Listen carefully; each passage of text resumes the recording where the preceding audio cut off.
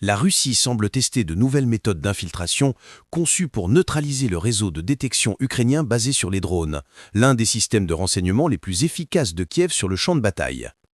Selon des rapports de terrain, de petits groupes d'assaut russes, généralement composés de 5 à 10 soldats, opèrent désormais de nuit et sous couverture électronique, utilisant des dispositifs de brouillage, un camouflage thermique et le relief du terrain pour se déplacer sans être détectés entre les points d'observation ukrainiens.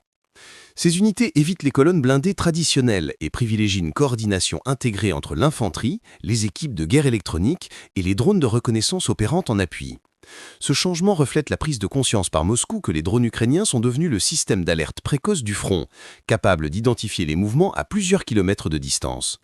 En se dispersant de petites unités discrètes et en utilisant le brouillage localisé et des leurs, les commandants russes cherchent à contourner le réseau de drones, à réduire la distance en silence et à attaquer les tranchées ukrainiennes par des angles inattendus. Les analystes notent que cette approche marque une rupture avec la doctrine d'assaut massif observée lors de batailles précédentes comme Bakhmout ou Avdiivka.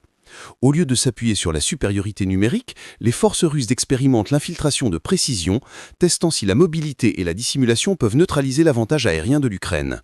Pour l'Ukraine, cette adaptation pose de nouveaux défis. Les dispositifs de défense traditionnels, basés sur la surveillance par drone, la coordination de l'artillerie et le ciblage en réseau, risquent d'être inefficaces face à des intrusions silencieuses et discrètes qui génèrent une signature électronique minimale. En cas de succès, la Russie pourrait reproduire ce modèle sur plusieurs secteurs, obligeant Kiev à étendre son réseau de détection et à développer des contre-mesures électroniques pour traquer les formations plus petites et plus furtives. L'évolution de la situation autour de Pokrovsk n'est pas seulement tactique, elle marque la prochaine phase de la confrontation technologique dans cette guerre.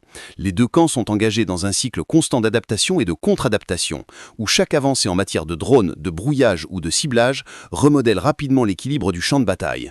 Pokrovsk est ainsi devenu un laboratoire de la guerre moderne, où l'intelligence algorithmique rencontre l'ingéniosité des technologies simples et où le camp qui apprend le plus vite pourrait bien dicter le rythme de l'ensemble du front oriental.